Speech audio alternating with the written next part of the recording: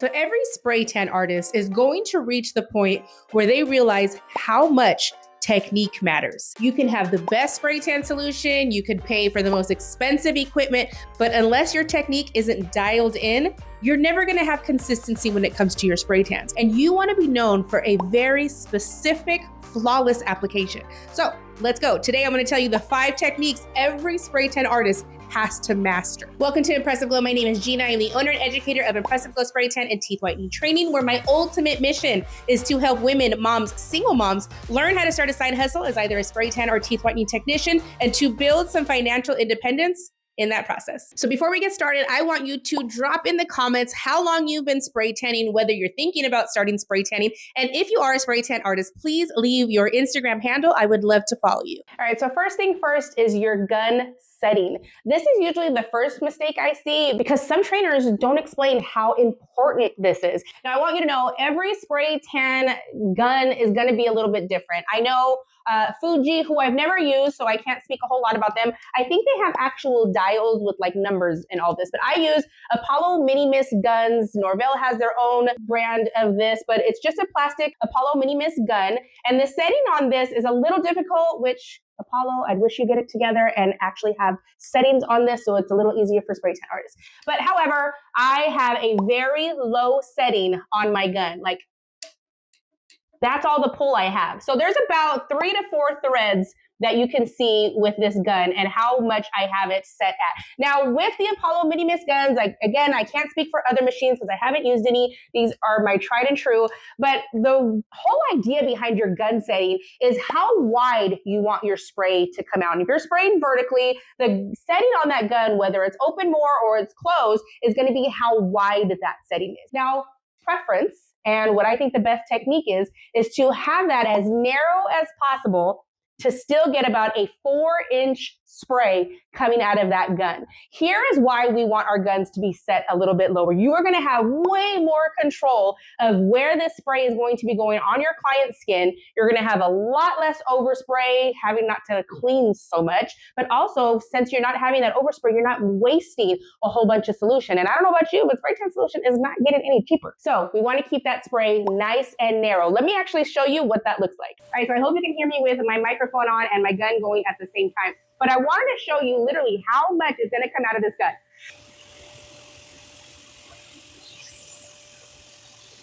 So that's about as wide as I want it. That's about 4 inches.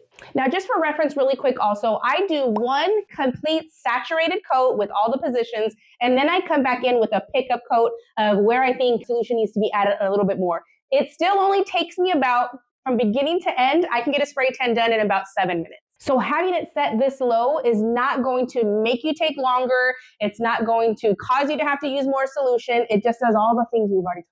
All right, now if you hear construction in the background, it's just gonna have to be. But now let's talk about distance, because that is a technique that is actually going to grow with you as you start to get a little bit more confident in your spray tan skills. But when you're starting, a lot of times what's really hard for spray tan artists is they get super nervous. And either their instinct is to get super close or get super far. So you're just gonna have to find what your style is, and it's gonna change as you start getting more confident. But when you first start, I think the best application when it comes to distance is you're going to keep yourself about 10 inches away from your client's body, with the exceptions of the drier areas of your client's body, their feet, their hands, their neck, their face, where this is a place where we just want a misted look rather than a complete saturation of solution. So that's what this looks like. So this is about how far I want to be with that application, and that's about how much solution I'm getting on that skin.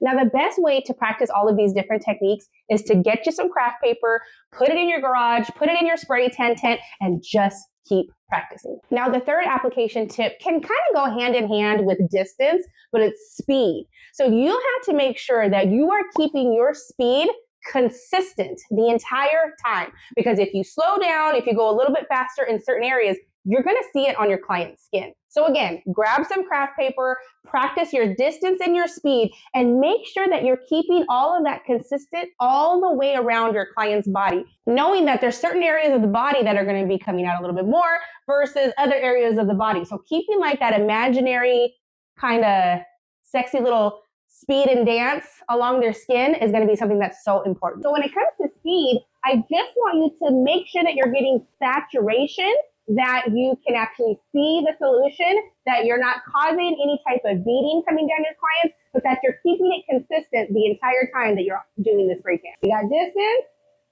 and speed. Nice and saturated.